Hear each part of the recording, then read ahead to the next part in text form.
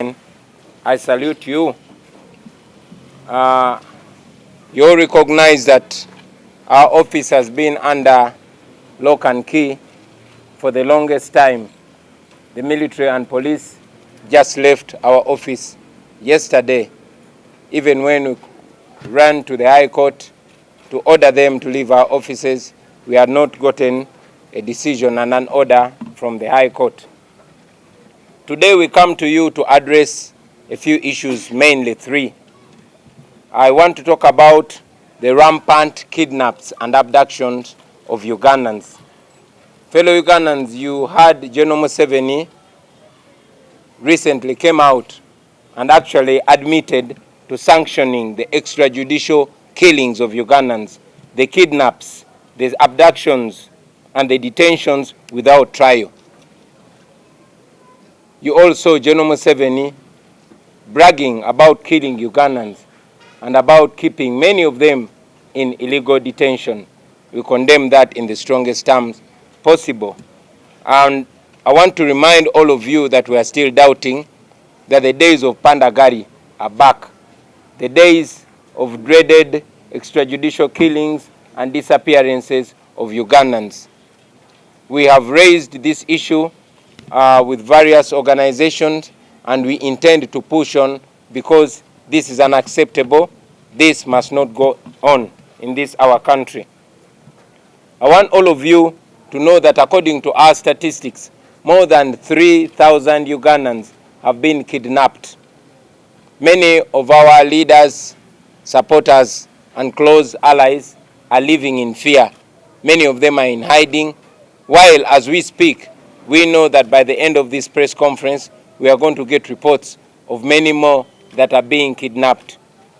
Unfortunately, when the police comes out to communicate to Ugandans, they give distorted information. We want to join the voices that are demanding for the immediate unconditional release of the Ugandans that are being held in various detention centers. I want to inform the country that tomorrow we shall be presenting a petition to the United Nations Human Rights Office here in Kampala to the same effect.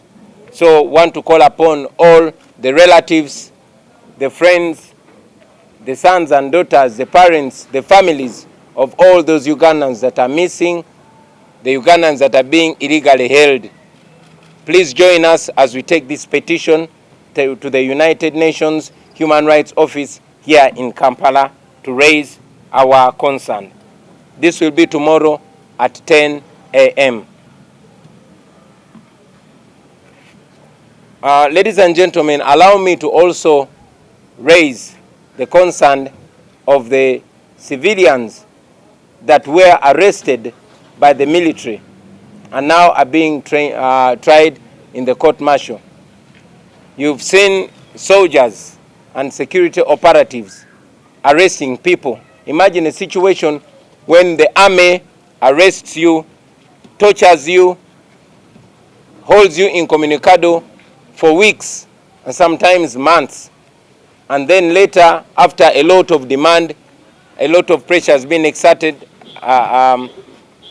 they present you to a military court and then remand you.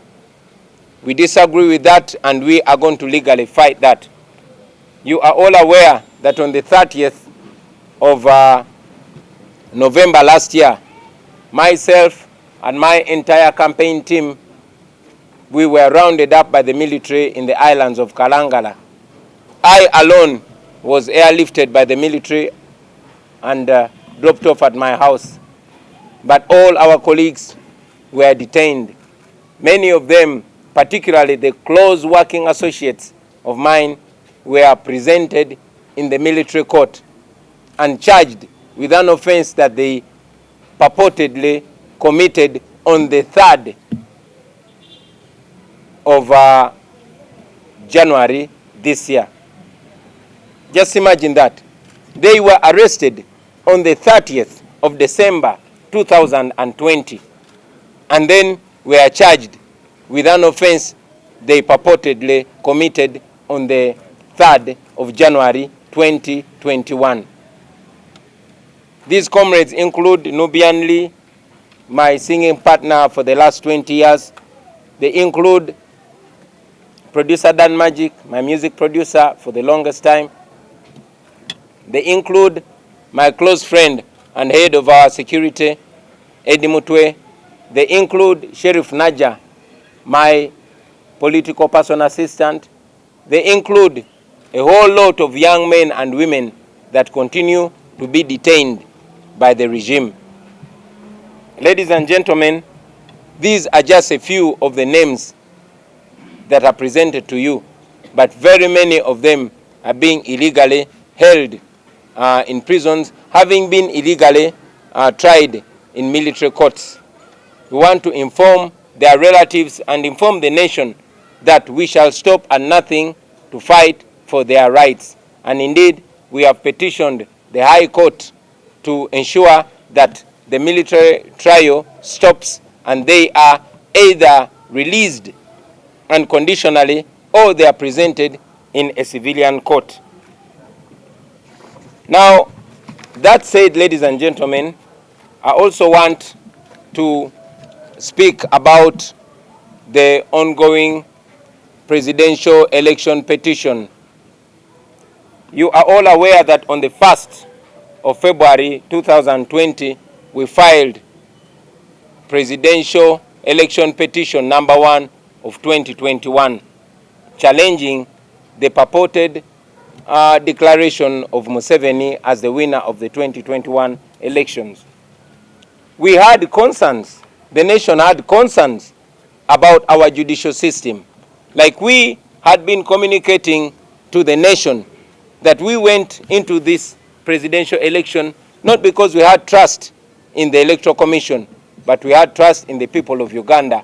And yes, we had trust in the law, not in those that were supposed to administer the law. Having seen what we all saw, an election marred with irregularities, in our opinion, not anything worth being called an election, we decided to proceed to the Supreme Court of Uganda. Like I said, we had concerns. Among many concerns, we had concerns of the Chief Justice of Uganda, the Honorable Owiny-Dollo, who we all know had and still has close political and professional relationships with the defendant, General Yoweri Museveni. We know that the Chief Justice, the Honorable Owiny-Dollo, was Museveni's defense lawyer in the 2001 presidential election petition. We know that the Chief Justice is a former minister in the NRM government.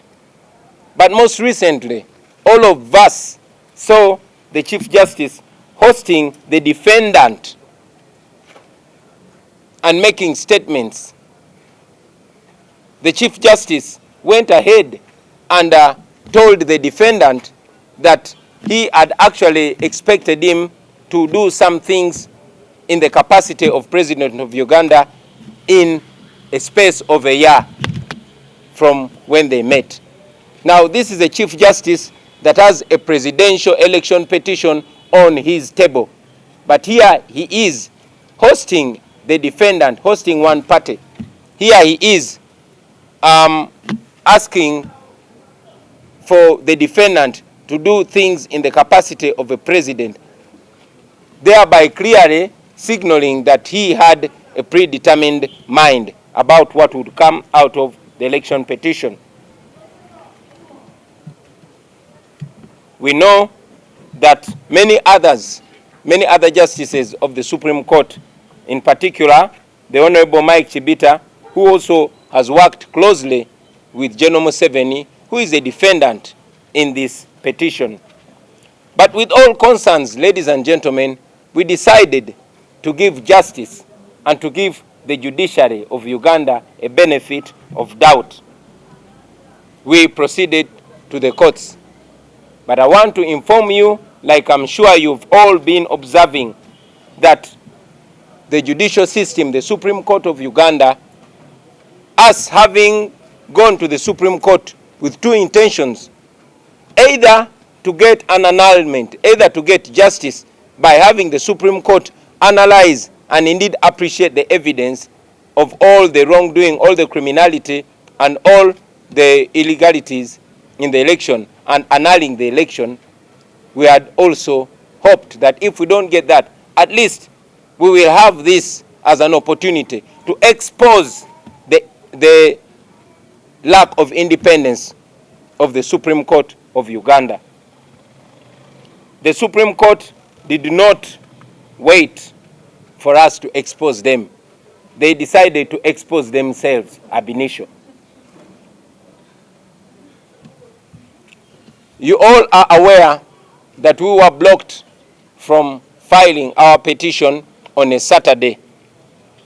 But again, you are all aware that the NRM lawyers were actually allowed to file their petition on a Saturday. To file their response, I beg your pardon.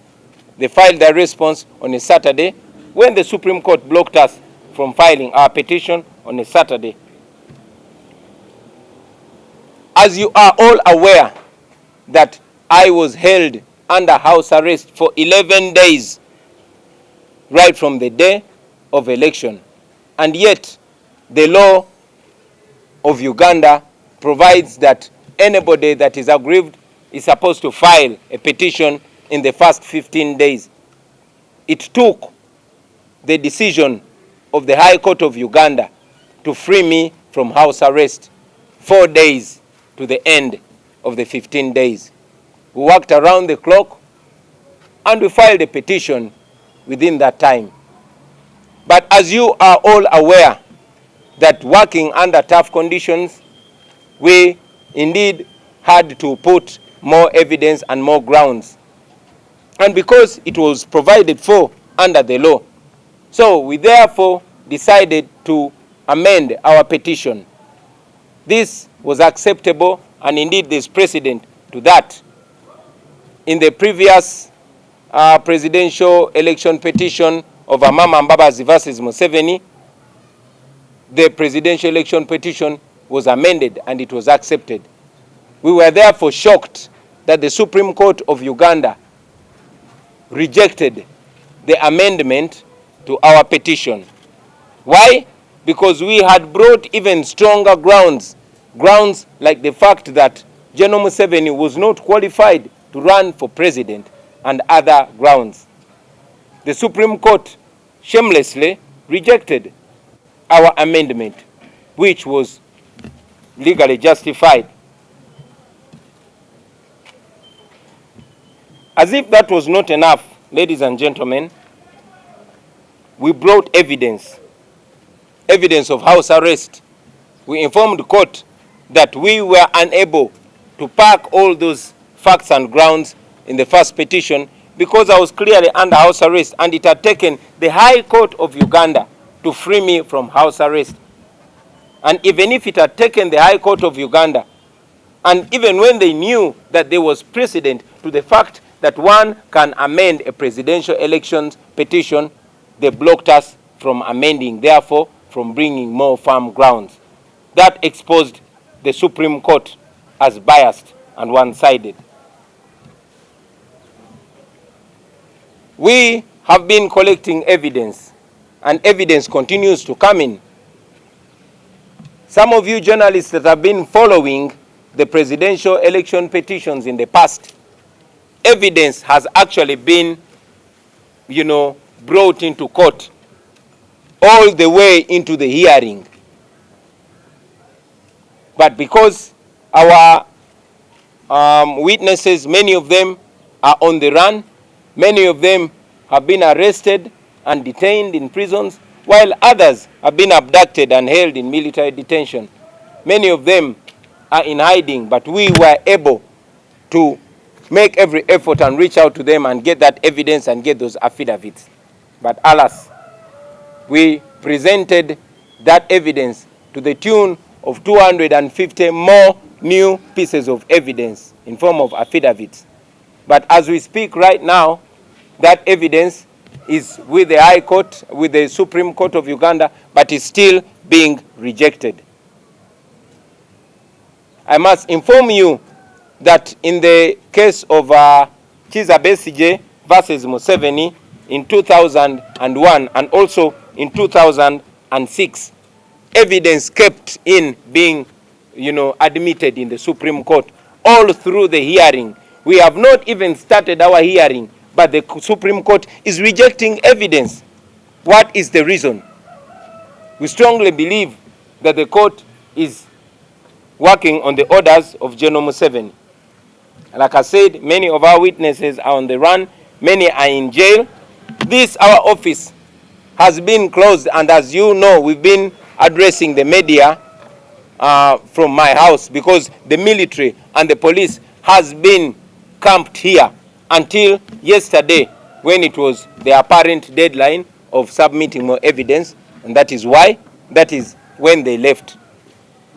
We had most of our evidence here in our office, but it's clear that the military and the police blocked us from accessing that evidence. Even when we ran to the Supreme Court, the High Court of Uganda was very quick to order the military to leave my house. But up to today, the High Court of Uganda is yet to give us a date for hearing when we petitioned it, seeking an order to the police and military to leave our office.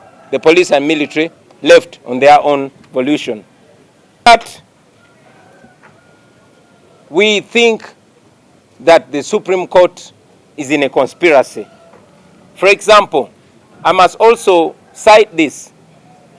In the previous presidential election petition of Amama Mbabazi versus Museveni, the submissions went on way into a whole week.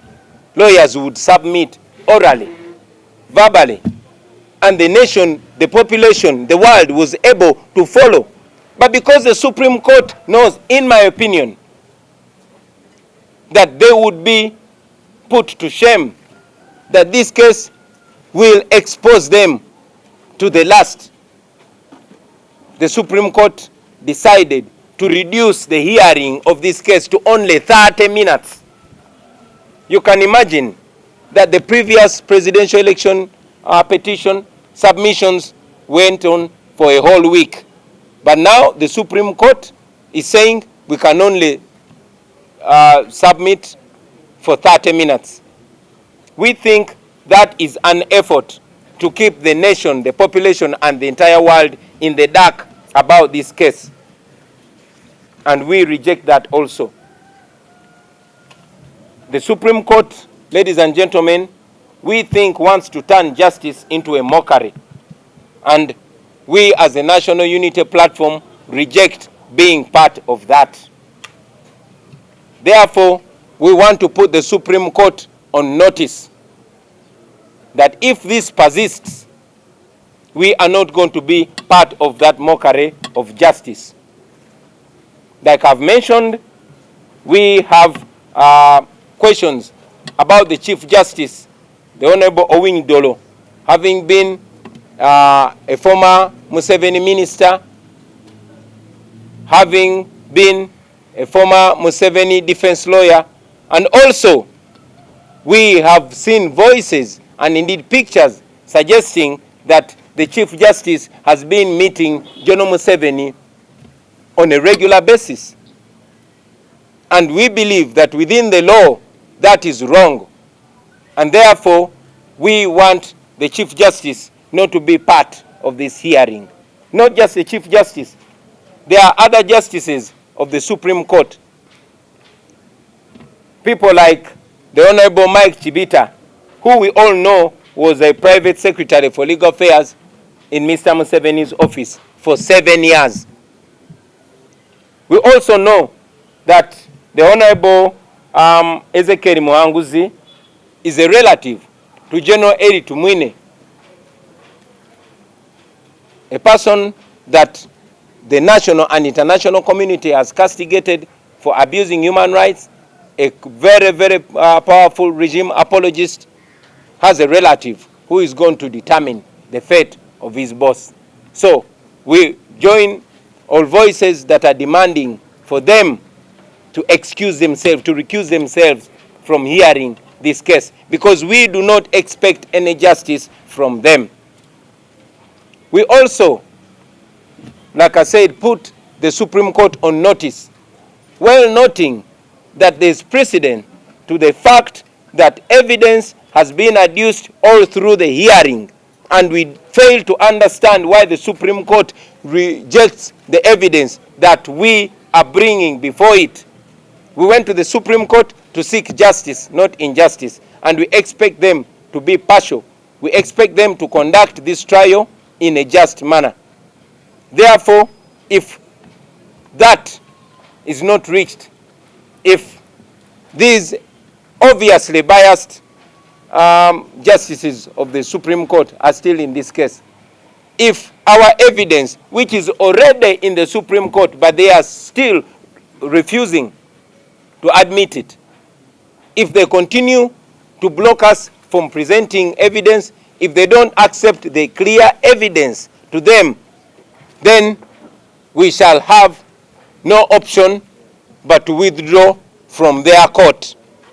And when we do that, the next step will be taking our matter to the court of public opinion. I want to remind those justices of the Supreme Court, the Chief Justice inclusive, that they are citizens of Uganda. And we have the same rights. Every Ugandan has the same right as they have. And they are servants of Uganda. And they are entrusted with dispensing justice. So we expect them to dispense nothing but justice. I thank you, ladies and gentlemen, for God and my country. The Janani Luwum Day. Oh, that was not you. Why don't you just take the credit?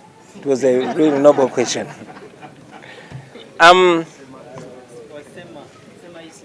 Sema Isma. Sorry, I confused Sema Timba and Sema. Janani Luwum was a noble Ugandan. He meant what he said, and he said what he meant. He practiced what he preached. He stood for justice.